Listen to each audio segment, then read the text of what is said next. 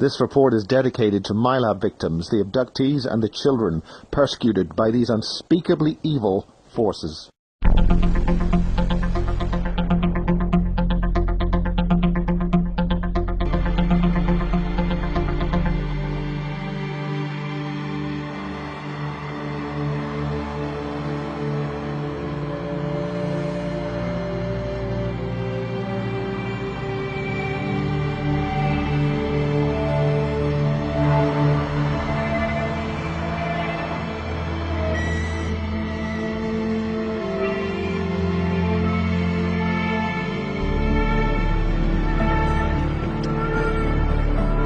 Hey, this is Miles. I've taken a wrong turning. I'm completely lost, and this is where I've ended up. We're now going to pursue this. Basically, the road ahead is closed. The only means to get back is through Peasemore. So it's 2008, midnight, and I took a wrong turning, and I'm locked into going to Peasemore. Recording this, seeing what happens. In Bases 2, Take 2, we detailed serious reports on mind control, population control systems, and the transhumanization of extraterrestrials with human beings, starting with children in British laboratories and secret underground bases in Berkshire, from whistleblower Barry King. This program also involves microchipping individuals, genetic engineering and experimentation, and is run from a base deep in the Berkshire countryside. I've been involved with this program for a number of years now. In fact, I was first inducted in 1972. I worked at the base, which is located underground at Peasemore in Berkshire, as a security officer. This is Bryant the teddy bear. He's one of my personalities that I found when I found out I was a multiple personality due to mind control from the government. Right. He is the personality that protects the children from danger. So he's this mean, scruffy bear that protects the children from danger. And so I got a representation of him, and I got this teddy bear in Canada. Wonderful. I was under military mind control when I was about 2 to 12 years old. And I think they dropped my program about 12, but then they tried to get me to self-destruct about 18. We also highlight the means to fight back with advice from Matt Todd, who's been there, got the t-shirt and the implants to prove it. We expand on Matt's statements from Bases 2 and finally give you hope. I'm standing with 3 humans. I'm standing with 3 greys. This American military personnel guy walks in, high-ranking personnel, coming, swearing his head off at all profanity under the sun. What the fuck is he doing here? What's he doing here? We interview another victim, James Casbolt, who repeats King's claims and makes much further serious allegations against the US and UK intelligence and military services.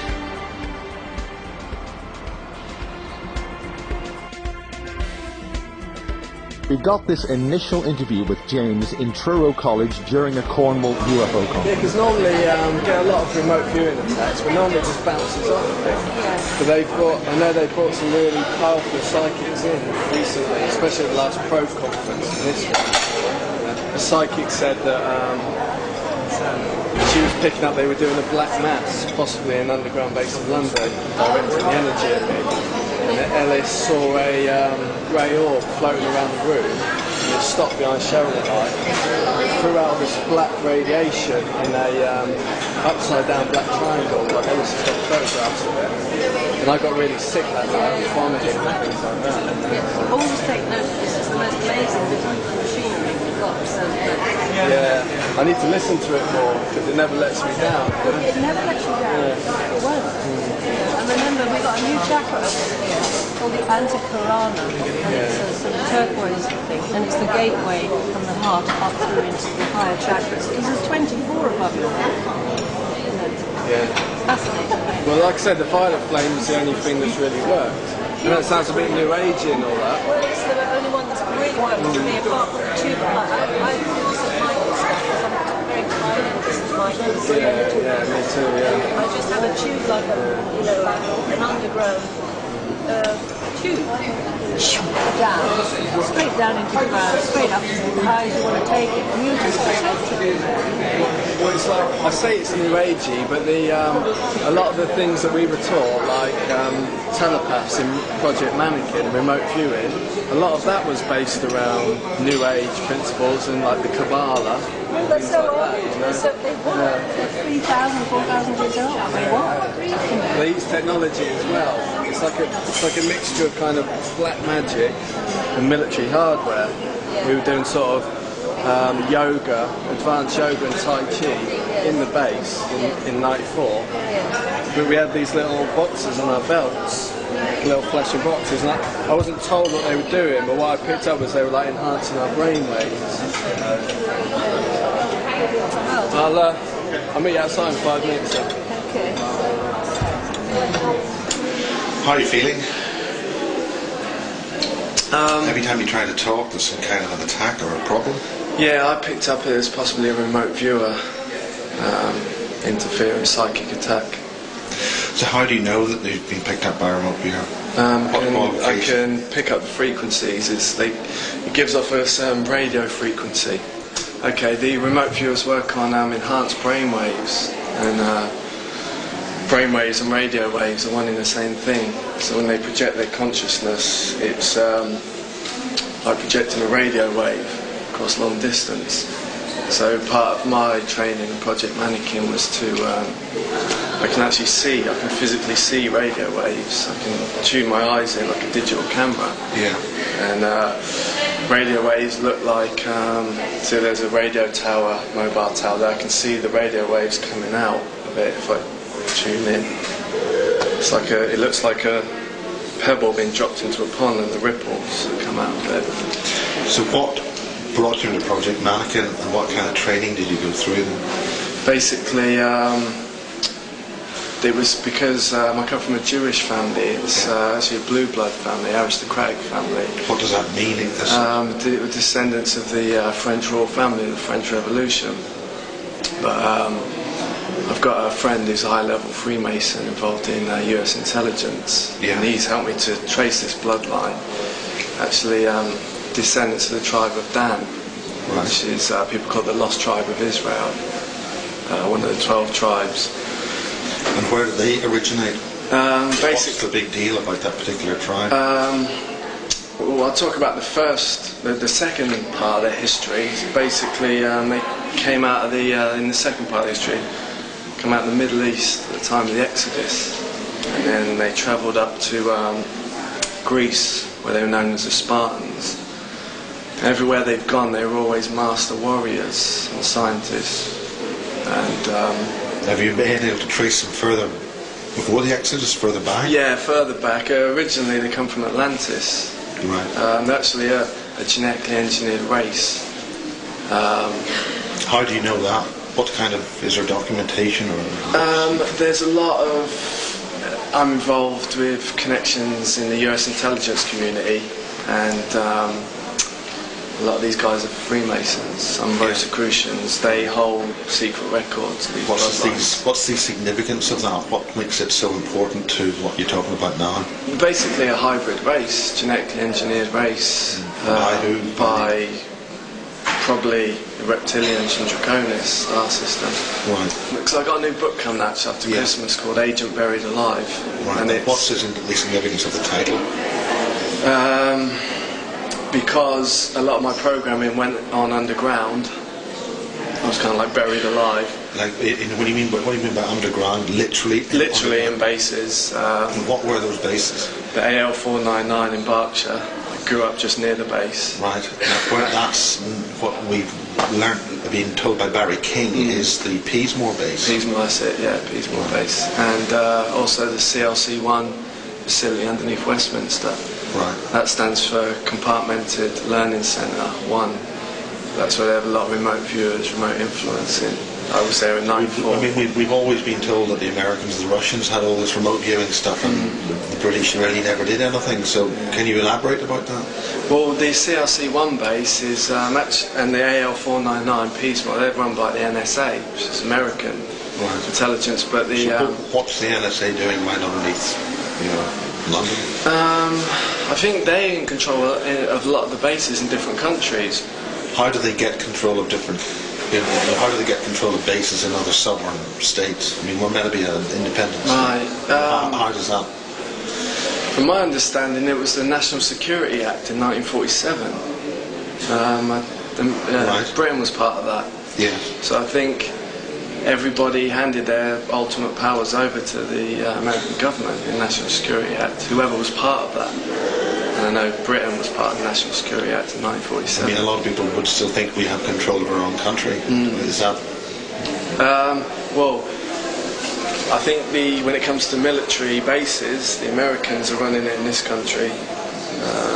Like I say, the CLC-1 underneath Westminster is controlled by the NSA. How far underneath Westminster? And is it part of a larger complex underneath Westminster? Yeah, you've got to understand, Mars, when I was taken in the base, I was always drugged. Right. When I was in there. And so the memories of actually going in there are very blurry. I remember when I was in the base, there's a connection to another base underneath Parliament. And that supposedly got reptilians and greys in. I mean, the first time... How can you say that there's reptilians and greys under our Parliament? Under what kind of evidence? There's anything you can... How do you believe that, or how were you brought to understand that, or did you witness it?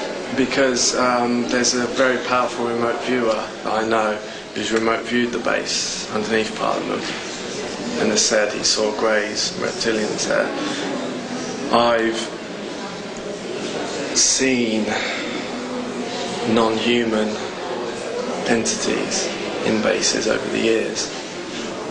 When you say the non-human, you're not necessarily saying an alien, they're just not.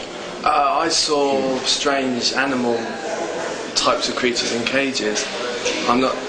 Possibly this is a continuation of Nazi super race projects, genetic creations, because I know one of the sub-projects of Mannequin I was involved in was called the Tigress program. Yeah. And in that they were taking modified animal DNA and injecting it into remote viewers, genetically enhanced espionage agents. Right, the remote viewers, you've mentioned that you've asked a remote viewer to access the base.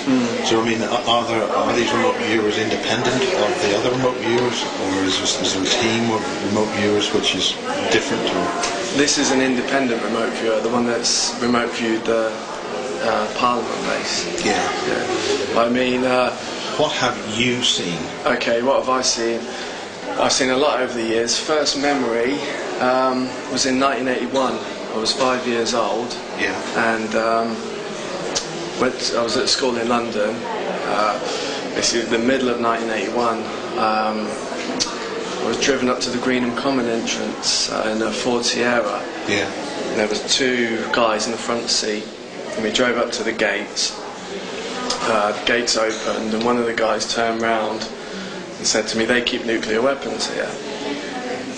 And from my understanding, that's actually a front. It's a mind control operation, kidnapping children. Was that during the Greenham Common protester movement when they had the cruise missiles there? Allegedly had the cruise missiles there. This was in the middle. This was in the middle of 1981 when I was taken in there. I was 5 years old. Yeah. Basically, the gates opened. We drove in. We drove along. We drove down an underground road there. That's codenamed the Bravo entrance to the AL 499 base. Drove down quite far to an underground car park, underground, and got out. And there was a group of 15 other children there. We were kind of huddled in the corner. But there's actually a military truck parked opposite. Yeah. They're quite a big one. And then there was two. You know, like you have a car park, you have a man in a booth, and he presses the button when the things come up. Yeah. There was two of them because it was a 2-lane road underground. There was one on each road. And they went further underground. Once things open, they let you in. Yeah. But we were 15 children. We were all huddled in the corner and given blankets. And then there was a door on the right, and we were taken in the door on the right. By military officers. We were taken in, and it was like went through a corridor, and there was like a classroom set in there, tables and chairs, and we sat down. We were all sat down. We were given like puzzles, like geometrical shapes to put together. Yeah. And what they were doing there is we were all identified psychics, because it was the Project Oak Tree in the 50s, before Project Mannequin. That was a genetic bloodline study, and that was run from Harwell Genetics Labs in Oxfordshire. Yeah. And that Which is also connected to this basement. Yeah, that's the Delta entrance. Yeah. Harwell, that goes down to the AL 499. Harwell's where the Rutherford Appleton laboratory. Yeah, the genetics labs. Yeah, but the Harwell genetic study was called Project Oak Tree, and that was connected into all the major hospitals in the country. It still is. They're still looking for psychic children. In other words, they're marking their medical records to check who's what. Yeah. How do they do that? Do you know how they do that? Is there any mechanism? I'm not exactly sure how they do it. So you don't know what to look for in your medical records to see whether you've been identified as a... Well, Barry King says it comes up on your records that you're part of a government genetic survey, but it doesn't say what that survey is. And all your medical records are actually routed through the NSA, through Harwell. Basically, they're looking for blue bloods, children of these bloodlines. Is this connected to the blue ETs, which are involved with humanity? There's a grace, there's the greys, and then you've got the blues. Is that any connection with that? Basically, I think you've got the reptilians have high degrees of copper in their blood, so actually it comes out blue. Right. And it's people with rhesus negative. They have massive amounts of copper in their blood. They process oxygen. They process a lot more oxygen in the blood than the rhesus positive, and rhesus negative is very rare. It's about 4 or 5% of the population. Yeah. And then the amount of oxygen you can process in the blood, that determines psychic ability. It's like in yoga and Tai Chi. Yeah. Processing the oxygen in the blood that develops psychic abilities. Yeah. So basically these bloodlines are naturally psychic. Again, right, because they're trying to dampen down everyone's psychic abilities and then bring the New World Order in. So people aren't aware of it. It's, they're basically the group of children that I was programmed with were all descendants of the tribe of Dan. Yeah. Again, just to explain a little bit about them, they come out of the Middle East at the time of the Exodus. Yeah. They went up to Greece with the Spartans, I mentioned that. Then they went up to France and other places in Europe. They were the Merovingian kings there and other royal bloodlines. From there they travelled up to Great Britain and Ireland in America. Yeah. In Ireland they were known as the Tuatha De Danann kings there. In America their symbol's an eagle, and that's the symbol that the American coat of arms, the national security agency, is the eagle, it's the tribe of Dan. Basically this group, this genetic group, we were all descendants of the tribe of Dan. Does the comic book The Eagle and Dan Dare have any relevance to that? I think a lot of these... the Mekong, the E.T., that's a 1950s comic book. I think, to be honest, I'm seeing a lot of this, a lot of the sub-projects of Mannequin in films and in X-Men comics. They're taking bits out of it. Basically... Can you have anything current? Yeah, there's just a new X-Men comic come out called The Tomorrow People. The Tomorrow People is Tomorrow People was, of course, a psychic TV program back in the 1970s. Right, I didn't know that. Yeah, they called the Tomorrow People, and they were enhanced psychic people. Right. And it was a science fiction show. Right. Called that very name, the Tomorrow People. Right. Because basically the Tomorrow People was the name of the project at the CLC-1 base underneath Westminster. It was the remote viewing project. Yeah. It was called the Tomorrow People. They had special psychic ability and... well, continue. But yeah, the remote viewing and remote influencing. That's an example of television, children's television being used to actually inform of current secret projects. There's no other way you can find out. Well, basically you've... I don't know whether it's part of a public education program to get people slowly desensitised to it, or possibly it's just an inside joke by the NSA. They're saying, we're putting it right in your face what's going on, you're too dumb, you can't even notice. Yeah, I think it's more like you. I'd probably go with the latter. Yeah. But I mean, these NSA guys that have helped me, basically I signed a contract with one of them, an NSA non-disclosure agreement. I can show you a copy of it at some point. But on section 5 it says any classified information that you're given, if you create any films or books, comics from it, you have to give a percentage to the National Security Agency. Oh, so they'll let you talk about it, provided they get a hand film. So it's not like the Official Secrets Act then? It's like an American version of the Official Secrecies Act, yeah. Basically. You do talk about it being under royalty? Yeah, basically, yeah. You know, like I said, they're putting out a lot of these real black projects in films, and you know, it's on the basis nobody really believes it, and it's just a film. Well, it's like you got Porton Down Biowarfare Centre. It's a big underground base below that. They're creating. Is that connected to Boston Down? I'm not 100% sure, but I know it's based underneath Wiltshire. And I know they're all connected around the country through tunnel, trains and roads underground. So, but basically the base underneath Porton Down Biowarfare Facility, that's creating horrendous biowarfare weapons. Some of them, it's like a gas, but it damages your brain. It throws your consciousness into like the lower animal instincts. So you go crazy and violent. Yeah. And what kind of gas is that? I don't know the name of it. I've seen certain things over the years which I don't feel comfortable talking about now. Right. But I do know 100% they've got this biowarfare weapon. So if you had a suitcase or something, you open it up, it would blow up in your face or something like that? I don't know how it works exactly, but I know it could possibly just be an airborne thing come out. But I don't know 100%, but I know what it does. I know the effects. I've seen the effects of it in a biowarfare test. Permanent? Is it a permanent thing? Permanent, yeah. Affects the brain? Affects the brain. It's a nerve gas of some kind? I don't know exactly what it is, but I know I've seen the effects of it in a biowarfare test in Project Mannequin. Is that on a film or on real people? No, I've seen real people a biowarfare test. And those people are... Those people they were possibly homeless people. They were locked in a room, a sealed room. I get really twitchy talking about it. Can you identify any other kind of experiments like that that have used like that? I saw, over the years, this was basically, I went through 4 military abductions last year. Last year? Last year, that's the year 2006? 2006. Military abduction or in Milab? Yeah, Milab. Right. So can you describe what happened in those? 4 different ones.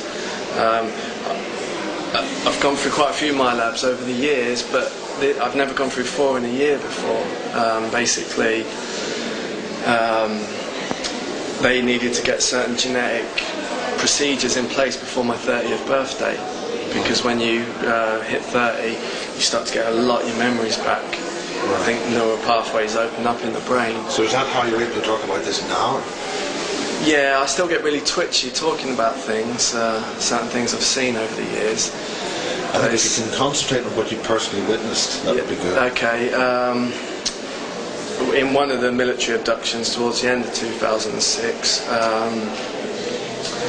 what's actually happened, how I know some of the bases I was at. One of them I was at the Monsoon 1 facility. Which one? Monsoon 1, it's below RAF Lakenheath, it's about 90 miles of London. I was there in a place called the Proteus Labs. That's the Proteus Labs. That's what they called it. It's called Monsoon 1. Monsoon 1. Underneath RAF Lakenheath, yeah. Basically, how I got to these places was because I'm implanted. I'm still under a lot of mind control, but I can be triggered to do things, and I'll go and do it against my will, and I won't remember doing them afterwards. Yeah. So I have vague memories of it. Manchurian candidate? Yeah, that's what Project Mannequin is, to create Manchurian candidates. Yeah. So basically... what kind of implant are you talking about? Are you talking about these little tiny things? Or? Cranial implants. I've got one little implant here on the back, one on the right-hand side. There's actually a wire. It's a copper wire that goes round, connects to an implant there. Right. Got your teeth? No, it's next to my jaw there. Right. And a little bio monitor there, possibly other things I don't know about. Is there any way that can be verified by X-ray or anything like that? I'm looking to get private X-ray at some point, and I want these to No one Or tries. if the material that's being used, some kind of material which isn't metallic, so it's very close to body tissue, so it's not visible on X-ray? I think some of it is like crystal and body tissue, but I know some of the implants do show up on X-ray and others don't, so I have to wait and see. I was basically walking through what appeared to be a building with civil servants and military staff, and I don't know what I was looking for, but I was looking for something, and I was basically out the back of the building, and I was going to go back through the back door, and someone caught me out the back, and it was someone who, how can I describe it? I know, but I think they're being used for certain kinds of espionage. You can use souls, you can use people through manipulation and control. Anyway, she was basically manipulated into doing that. So was this a civil servant building in this country? Yes, it was.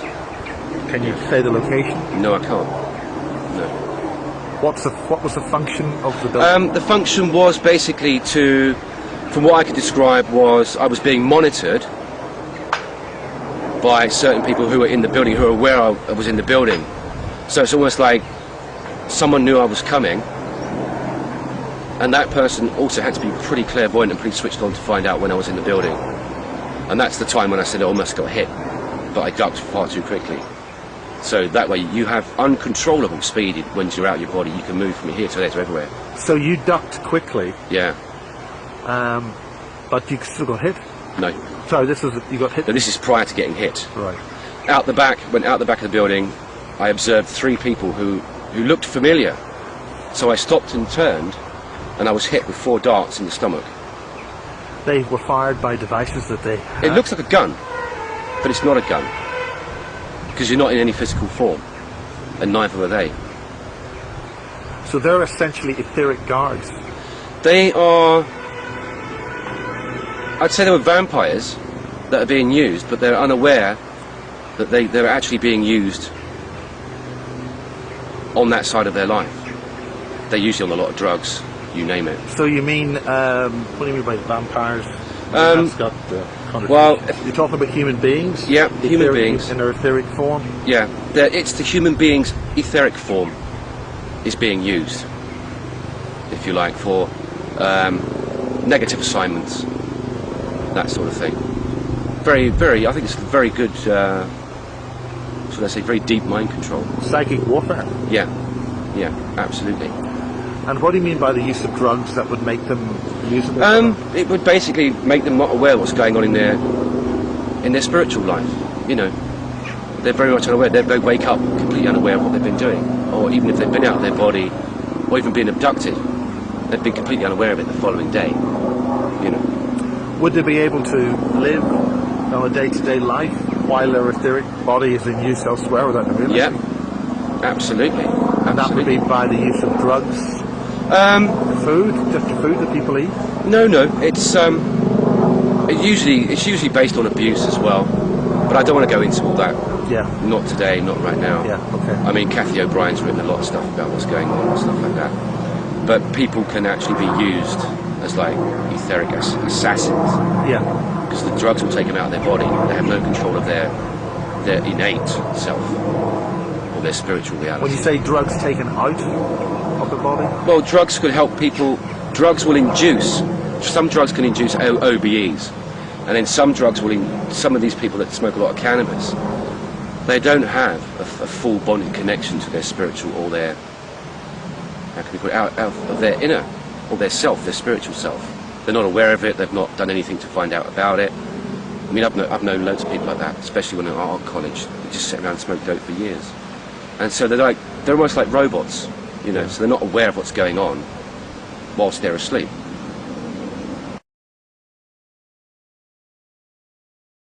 A few years back I was getting really bad nosebleeds and intense headaches that were ruining my life. I couldn't watch TV. And I was actually had to sit in a dark room every night for about 3 months at night because light would hurt my eyes. Yeah, it was a nightmare. I felt like kind of drills were going into my eyes. It was like ruining my life. Some real heavy painkillers. And basically I went for an X-ray, but they wouldn't show me the results of it. And then after that, this plastic material came out my nose, and I was blowing it. It stayed there, but then it disintegrated a couple of days later. But it was like hard plastic, and once that came out, the pain, the pressure went. But I mean, possibly where this stuff is happening, these procedures are taking place, is, for instance, the Proteus labs, the genetics labs on Deep Monsoon 1.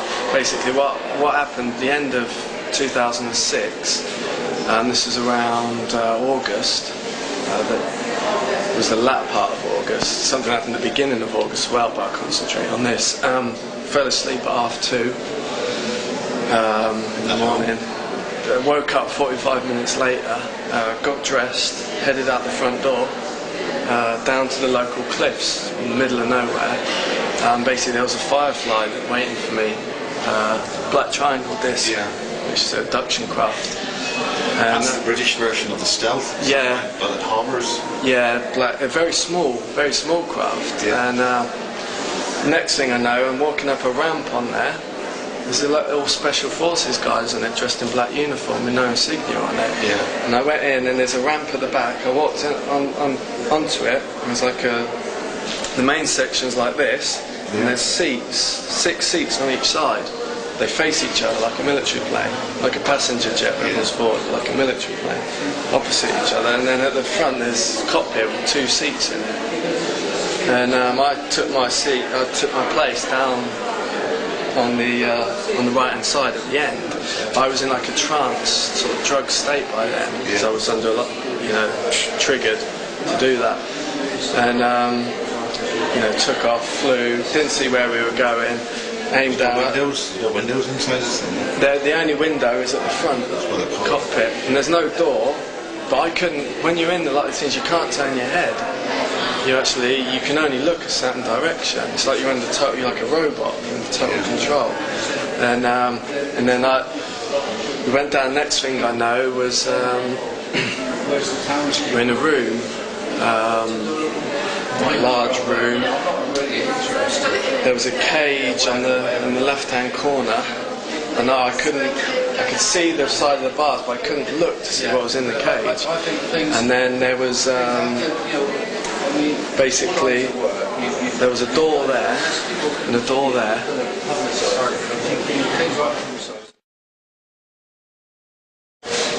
There's basically a door on the right hand side there, and there was 3 doctor type, scientist types in white lab coats, and there was 2 other people, and we were lined up against the wall like this. And there was another room just next to it on the left. We were taken in, and there were 3 pods in that room lined up. They looked like kind of small telephone boxes, but they were humming with like ELF, like radio waves, like that.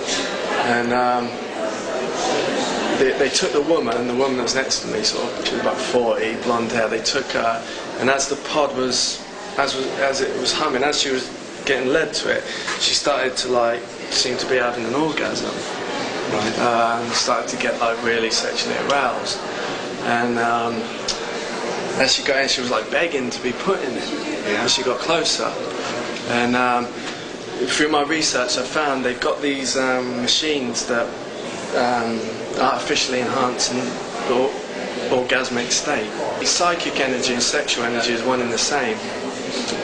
So they're increasing sexual energy, and that increases the psychic energy. That's basically it. And then they put her in. She was in it for about a minute, and they took her out, and then they put me in it. Took me out, and then the doctor said to me, we've just installed the Proteus program into you, and these are the Proteus labs. That's what he said. Because in a lot of the military abductions, they explain to me what's going on while they're happening. They tell me what's going on. They say, this is called this is, we're in this place. What happened to you physically when you got hit? Well, I looked down, and there were physical wounds, but they healed over very quickly. This is in your etheric body? Yeah. I'm still physically aware of my body. Even though I'm out of my body, my consciousness carries me with it. So, I still have this. You still have the implants? No, I still have this. Yeah. Oh, you see, yeah. Okay. This is still here. This can still slap you around the head, but I'm not in it. This is kind of weird. Yeah. You know, it's all energetics. It's pure energetics. I mean, Darren Brown uses it.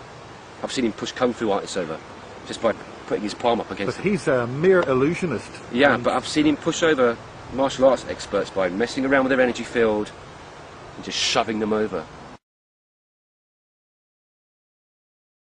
It's a super soldier project. Proteus is a Greek word and means the first of a kind. Yeah. They're creating like a new race of sleepers, Mancunian candidates, psychic abilities. They want to use them for the New World Order. They're waiting to go into action. Certain things happen, and then just after we came out the pods, we were taken into the room, and the scientists walked over to the door on the right and opened it, and brought out these deformed humans, like horrible genetic sort of lumps on their head and like sort of elongated arms, things like that. They were human, they weren't aliens, they were just genetically deformed. And then we were up against the wall again, and they brought them in front of us, and the doctor said to the one that was opposite me, he said, you have to go close to his face and speak to him in his face, or he will go into denial that this is happening and the programming won't take properly. Right. So this deformed human come close to my face, started swearing at me in my face, and I could speak English, and like I had a British accent. Yeah. And I was trying to shout, like tell it to fuck off. Yeah.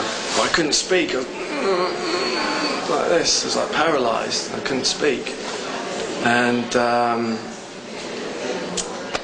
I switched the oscillator on, the multi-wave oscillator on, but without the antennas. I'm just running the Tesla coil, so it's sparking and just filling the room full of ozone. And I just had an idea and a thought: what happens if this spark jumps across to an orgone generator? So I put them side by side, and the sparks like slowly jumping across, and I can see and smell this energy, because I can see energy, I can see auras. I can see yours now, it's nice and blue. Oh my God. And I was sitting there on the bed, I was looking through the local newspaper that drops through the door, and I could hear it buzzing away and fizzing, and I was looking out the corner of my eye, and the room's filling with this blue energy. Filling. It's probably about 5-6 foot off the bed by now, off the floor by now. The whole apparatus is on the floor. Anyway, I'm reading the newspaper, lying back on the bed, which is upstairs, and I hear a sound like something like when you hear two tomcats fighting at night. They make all those weird whiny noises. They sit around crouch around and moan, and also very similar as pigs when they know they're going to slaughter, that high-pitched squeal. It was a combination of that and that together, and I thought it was quite weird because it was broad daylight. There were no pigs around, and there certainly weren't any tomcats that I knew of sitting outside my window fighting. It was broad daylight. Anyway, so there I read my newspaper, and this noise is getting louder, and I can't understand it. So I just thought, so I put the newspaper down, and I look across the room. I'm like this, and there's two grey, they're quite tall greys. They were half in the floor and half out the floor, and they were still about this tall, so they weren't short greys. And they were going nuts. They were screaming, they were flailing their arms around like they're in severe pain. So they've obviously jumped into this reality to find out what's going on, because the combination of the Tesla coil pumping into an orgone generator. You disturbed them in this reality already? They're already here. They pop in and out whenever they want. But I think they popped in, and when they popped in, they had the biggest shock of their life. They were screaming in pain, and it sounded like that sound I just described to you. And then it's almost like they moved back out of reality. They stepped out. How do they do that? They just basically, they lose density. So you can see them, but then you can almost start seeing through them, and then they're gone.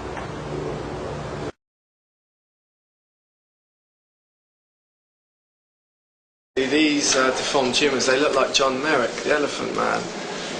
And after this experience happened, I started researching what Proteus means. I'd never heard the word before. And I found out that it's a Greek name, it means the first of a kind.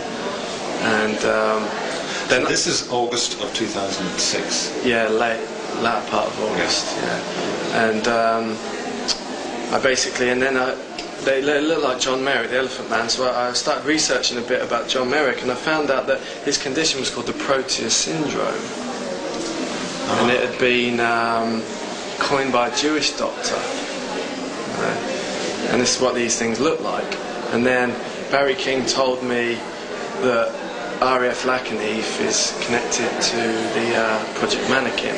You know, the base there, they take a lot of the people there for programming and genetic enhancements.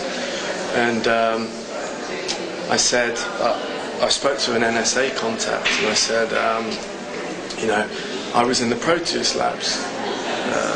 You know, I was taken there by aircraft. In 2006, I said to him, you know, where's the Proteus labs? And he checked his computer and he said, oh, it's a facility called Monsoon 1. And I said, oh, where's Monsoon 1? Because it's underneath RAF Lakenheath. And then Barry King had told me RAF Lakenheath is part of Project Mannequin.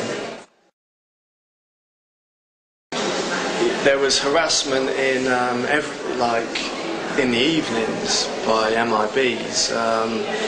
What do they look like? These were just, again, special forces guys that were dressed in black uniforms with no insignia on. The same guys the same type of uniforms that I saw the guys in the Firefly wearing. I stayed at a friend's in Southampton just before this, and we stayed in a jewellery shop. He's got a jewellery shop there. We stayed there, and you know, we were there and we were going off, like looking at military bases and like off sort of orb, taking photographs of orbs and stuff like that. And I left, and that night he was asleep in the shop, and these two guys in these black military uniforms stood outside his shop, and they what they were doing was he's got these metal shutters in front of his shop, and they're not electronically controlled. You have to pull them up and down with your hands. And they were standing there, and they were using some sort of psychic abilities, and they were lifting the shutters up telepathically. The shutters were standing there, and the shutters were coming up and then going and crashing down, and coming up and going and crashing down. What age of people were these? The two guys. Yeah. One of them was really big. One of them was about 6'3", like really muscular. He was a white guy. We said they're around their 30s. Another guy was smaller, Asian. And but Sahel was asleep. But what happened was all the neighbours came out. 'Cause it's a small little Asian community in Southampton, and all the neighbours came out.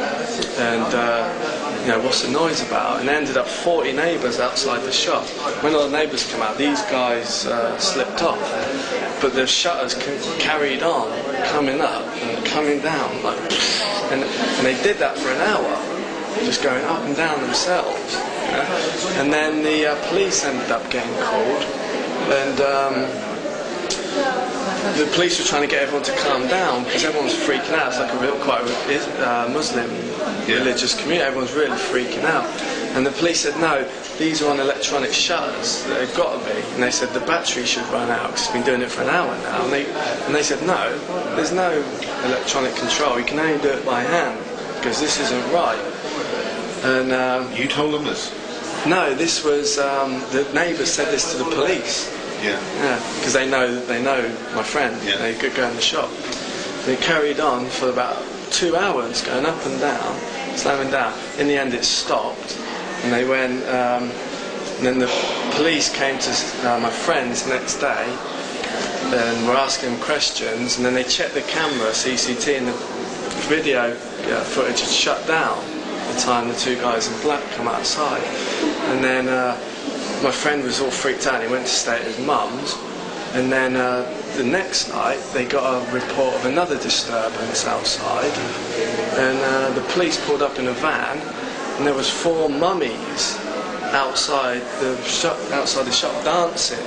4 mummies in you know, like proper mummies, outside, like in a circle dancing outside the shop. And the neighbours, there was about 20 eyewitnesses, saw the mummies outside the shop. And they danced for about 10 minutes. The police were too scared to get out of the van. That's in front of the shop. Then they just went poof and just disappeared.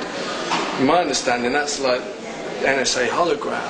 Project Bluebeam, it's like psychological warfare stuff. They use a lot of holographic stuff. They're quite tall, large-headed, but not as large-headed as the little guys. They seem to have a bit more proportion to their head, but tall. Large eyes nonetheless, but as I said, taller than the little ones. So I believe What kind of eyes? Were they big, long, round? they weren't as big as that, but big. They were big, but not the typical biggish small grey eyes, but they had large dark eyes. They like pretty much like ours, but big, but not the curvy up kind of like around the side. That was the beginning of my, how should I say, crossover into this reality, experiencing in this time frame. Well, the first thing I thought is like, wow, I've just invented a weapon that can kill greys. And I've known that these tall greys are particularly nasty. Project Mannequin, a lot of it is about harnessing radio waves, brain waves, and it's about sending them out through televisions, mobile phones and mobile phone masts. Yeah. It's like they're sending out frequencies, because everybody's got a telepathic receiver, like a radio receiver, the pineal gland in the brain. So they're using the broadcast communications system as a mechanism for mind control or mind implantation with ideas or what? Yeah, but what they're doing is they're dampening down the consciousness. I was using meditation techniques and also using a very large pyramid to basically focus your energy. What kind of meditation techniques? Just sitting quietly. There's certain practices which you can use. If you are interested in this particular practice, contact me and I'll teach you about it. Okay. Because there are many meditations. There are many meditation practices, so yeah. You were going through a particular type of meditation. Yeah, a particular kind of meditation with a particular kind of device as well, right, which helps you. Well, the device is actually termed, its actual name is a multi-dimensional communication device. Is that your term, your invention? No, or it was is it somebody invented else? by Ken Killock, also a clairvoyant. He's now dead. I think he was from Idaho. Once you're in the pyramid, it takes an hour to an hour and a half to completely charge up the capacitor plates inside the pyramid. Once that's done, it hits a layer of aluminium, it hits a layer of fiberglass, and it won't escape through that, and it fires back into your body. And at that particular time, you'll perceive a very, very, very bright flash of light. And generally, you find yourself standing outside the pyramid itself, but also aware of This yourself. is your etheric body? Yes, this is your etheric body, but you have full consciousness, and you're aware of two realities at the same time. And once you're in that mode, then no law of physics anywhere can control you. And I'll tell you something I've learned from someone else. I'll get onto that later. Very similar to what's described by Morpheus in the film The Matrix. He says, do you think you're breathing air right now? Do you think your muscles have any reality in this realm you're living in? It's that very same principle. And this is why they killed so many ancient Tibetan monks and South American Indians, because they could teach you that you could have pure physical force and not be in your body. So once you're out of your body, I can still walk up to you and knock you over. That's very important. And they don't want you to know this. Yeah. Because basically you're just energy, whether you're aware of it or not. I'm outside, I'm energy, I'm out of my body, I have full consciousness, I could walk up to you, push you over. And it'd be like a ghost had hit you, or like something like that, because people do that, they get thrown over. And they call it entities, or whatever you want to call them. Dark spirits. Well, I've certainly heard experiences like that myself. Yeah, but this is it, this is why they went up into China in First World War, where they bombed tons and tons of bombs, just thrown all over those temples, up in Tibet, killed all those monks. And down in America, kill as many Red Indians as you can, because they hold the ancient knowledge.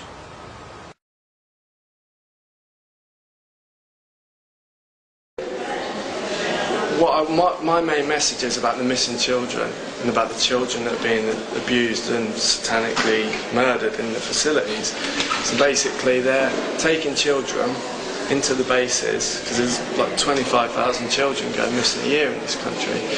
And what they're doing is they've got brain implants, and they're ritually murdering them. They're like, What kind of ritual? they're cutting their throats, they're cutting their hands off, They're things based around that in rituals. And at the time of death, they're recording the brain waves of the children onto a computer. How are they doing that? By radio wave, because brain waves and radio waves are the same thing. So at the time they record those frequencies from the brain implant onto a computer, and then what they're doing is they're sending that radio wave, that frequency, out through phone masts, through satellite and TVs, sending it out, and it's causing the crime rate to go up. It's causing people's anxiety levels to go up, and what they can do is they can it's causing sexual abuse, drug abuse, alcohol abuse to go up, and what they can do is by the means of death, they murder the children, they can attack the population's chakras. So when they cut a child's throat and record that type of death from that frequency, from their brain implant onto the computer, they send that out, and that stops people being able to talk to each other properly from the heart. It's in fact. Do you think that this child that's been abducted in Portugal has been involved in that kind of an experiment? Is many girls or anything like that? Possibly, but I think I believe she's really been abducted, but I think what the media do is they focus on 1 or 2 cases of missing children a year, and they totally focus on it. And what I think that's propaganda to take the awareness off the 25,000 children that go missing a year in this country. It's like psychological warfare. It's like, look how much fuss is being made over one child. 25,000 children couldn't possibly go missing a year. And when I was in the conference last year here, there was posters of missing youngsters around the college, but those children hadn't been on any mainstream media UK. So they're focusing on one child to take the awareness of the 25,000 children. The two young teenage girls that were murdered a couple of years ago, Man United t-shirts. Do you know anything about that? The Holly and Jessica. I know a little bit about it. They were found near, I think they were found near Lincoln Heath, weren't they?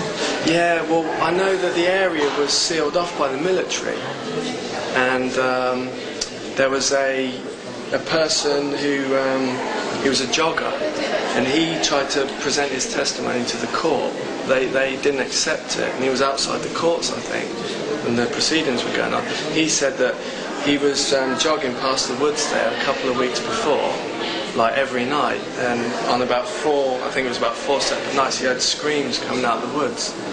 This was even before the 2 children were found, and then the military sealed the area off.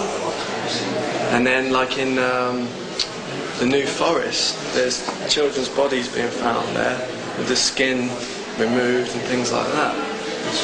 Like the mutilation? Yeah, and like eyeballs removed. And basically the lymphatic system removed, like the tongues, the eyeballs, the genitalia.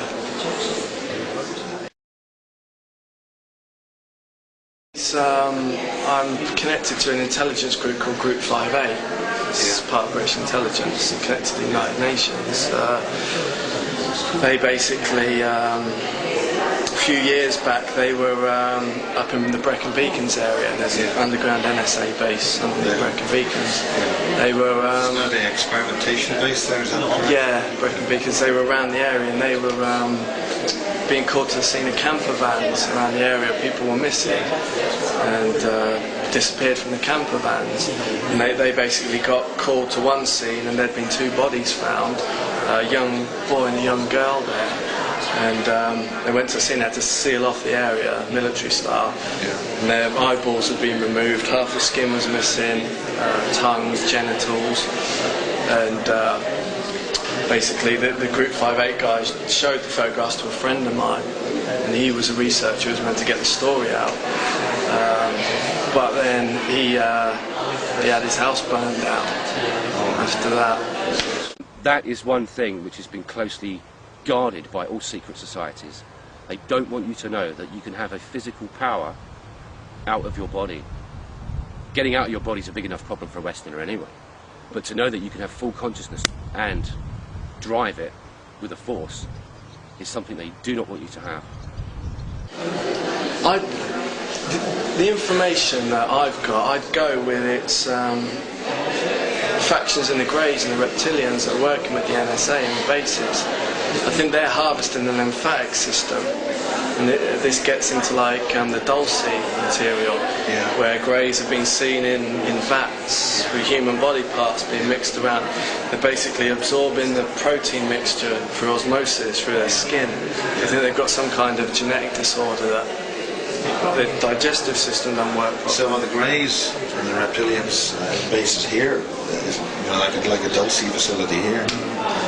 Well, Barry King says he saw Greys and reptilians at the Berkshire base. You've seen things? I've never seen any Greys or reptilians at the base. I've seen things that look like small kind of gargoyles, and they were wearing robes, but they weren't Greys. And do you think that they were actually earthly based, genetically altered human beings, or do you think they were actually what's your opinion of what those beings were? How many did you see? I saw 3 of them. I mean, that's a long story in itself. You can go into that if you want. Yeah, well, we've got a couple of minutes if you can allude to it. Okay, that was basically... well, in 1981, when it was taken through Greenham Common, I saw things in cages like large wolves or dogs there. But I think they were genetic creations, military creations. But these things, basically, this was on the 4th of August last year. Again, I went out again down to the cliffs, and there was a firefly waiting for me again. This has been happening for years. It turns out, under hypnosis, I've gone out regularly and met them. Does it happen in daylight or No, not late at night. And there's been a lot of activity in my house, bedroom. Small Greys appearing, reptilians appearing. But now I can't even sleep in the house by myself. I'm like 30 years old. Are they projected? Like mannequin? Are they blue beam projections? Or? That's what I thought, but these seem very real. They could be holographic projections. They seem very real. I've seen so you had those abductions last year. What about this year? It's been close encounters at night. Small Greys, tall Greys, reptilians. And these are the Greys, they're not the programmable life form Greys or the round eyes Greys.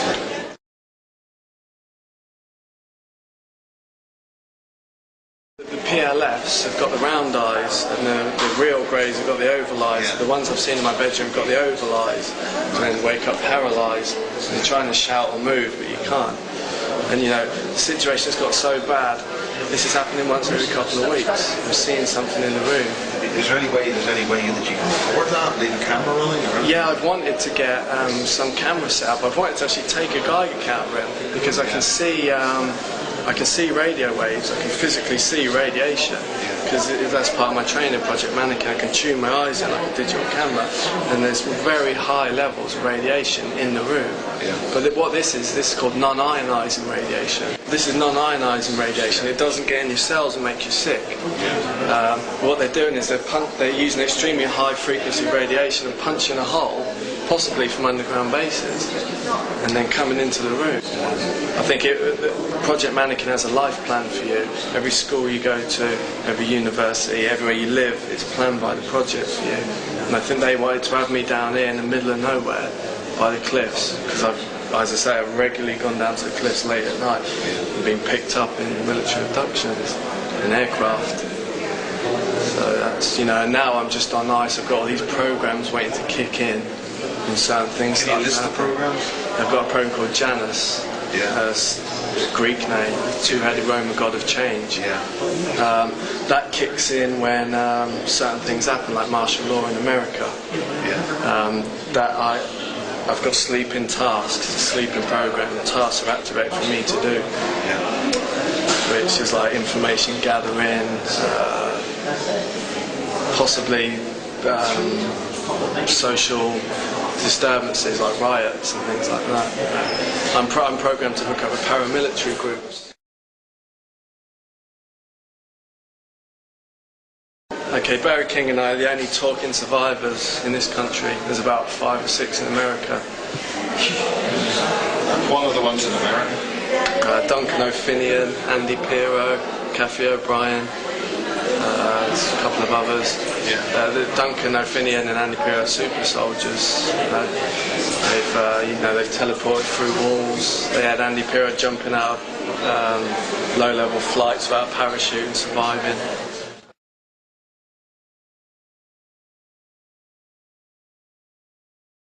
What was the solution to the implants, and what was the effect? I had to cleanse my body. What was the effect of it? The effect was sickness like food poisoning, but also a lot of cramps spread around my body in very weird ways, which I didn't thought were possible, because the pain was apparently going up and down my body. It was getting into my legs, into my waist, into my arms. So essentially it disabled you? I was poisoned. Yeah. I was heavily poisoned. Now, you can poison people energetically. It's simple. They know how to do it. They've got the technology to do it. And they can do it physically with implants as well. What about what technology? It's like etheric energy. They can fire a dart into you, an energy into your... And that dart itself can carry an energy signature. And that energy signature can then absorb into your own energy field. It's all energy. Everything. We need to stop thinking about the physical world. It's all energy. Everything is a vibrating atom. Now, who is they? Everybody talks about they. People. The people of this world still think so solidly of a solid world, when in fact it's all just energy. Or not just. But when they could fire something into you? Are you referring to ops. ETs? Black ops. Black ops. Black ops who use multi-dimensional technology. They've got it, they know how to use it. We know they've got it, and we know they've used it. We now have a conscious electronic interface. It's there. Forget inventing fantastic computers. We've already got it. We already have it. I mean, I have an item in my pocket right now. Okay, this was in a forest. This was probably about 9:15 in the evening. And where is this forest? I have no recollection of place. Were you out of body at the time? I was out of body at the time. Okay, I'll describe it. I come to probably a two foot layer of sandbags forming an open square on one side.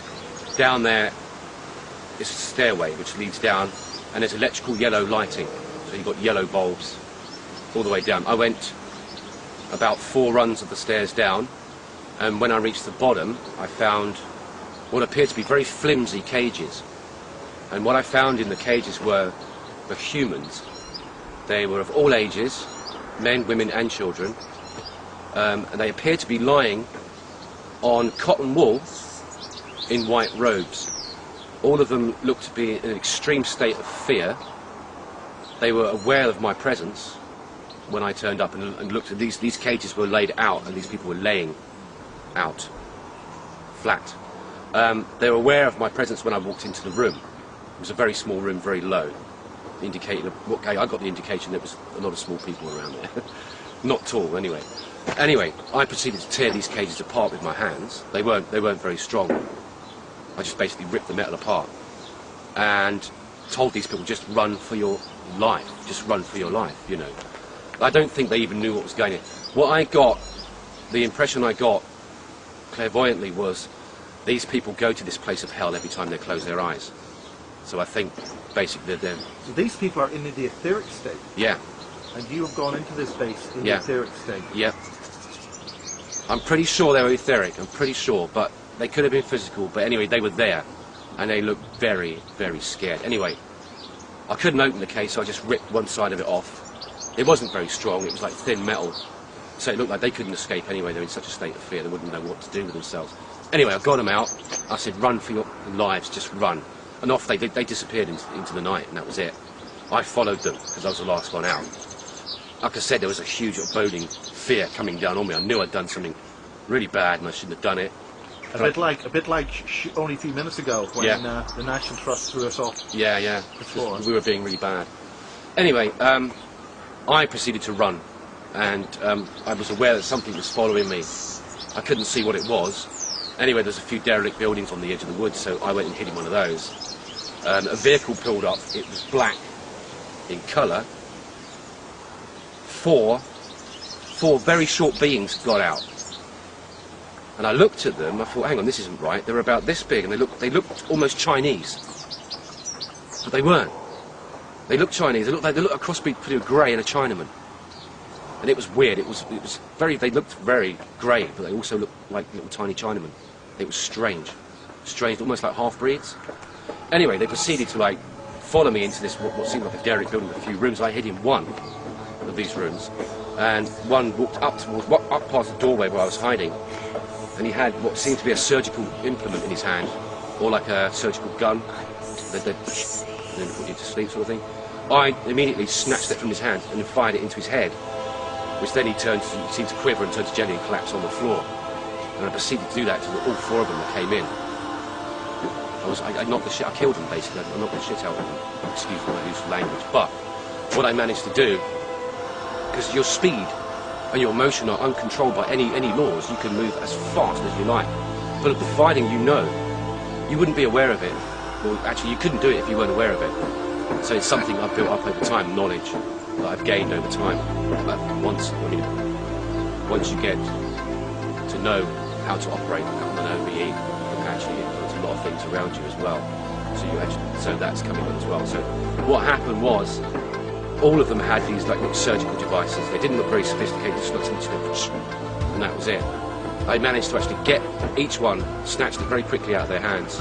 I mean, I was amazed at myself, the way, the speed I was actually moving. It was incredible. I mean, obviously you're going to have people you're going to criticise, what you're going to say.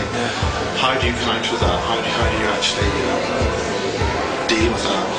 I don't really care what everyone believes at the end of the day, you know. No one would want to go through this. You know, I wouldn't want to, you know, I've seen kids killed, I've gone through intense trauma. No one would want to say, you know, this is great, I've gone through this. It's absolutely nightmare. I wish it wouldn't have happened to me. You know, like post-traumatic stress disorder. So, you know, criticism on your website that some of your pictures are actually things from other Hollywood movies and things. Right. I mean, how do you counter that? Basically, I was sent photographs by NSA people, but they told me these are definitely real, and then they made up a load of bullshit to go with them, and I was too trusting. I posted them on my website before I knew what they were. Because that obviously will undermine your credibility. Yeah, they were trying to discredit me. And, you know, it gives fuel to your critics. Yeah, exactly. So, I mean, how do you essentially answer your critics? I mean, how do you respond to them? As regards the photographs of not real? Anything. You're going to have the natural armchair skeptic, shall we say. I think we know so. How, I mean, if they just say everything you're saying is a load of bullshit, you're a fantasist or whatever, how do you counter that? How do you actually get over that? Just with the evidence, you know, with the official NSA documents I've signed, with photographs of these, like, you know, these holographic faces materialising into my front room. They can be run through a computer grain analysis test and proved to be real. The pixels haven't been faked. Witness testimony, you know, witnesses that have seen these events with the men in black outside my friend's shop. Other people in projects, in secret mind control projects, that have seen very similar things to me. Can you say who they are? Duncan O'Finian, Andy Pierce disappeared, we don't know where he is.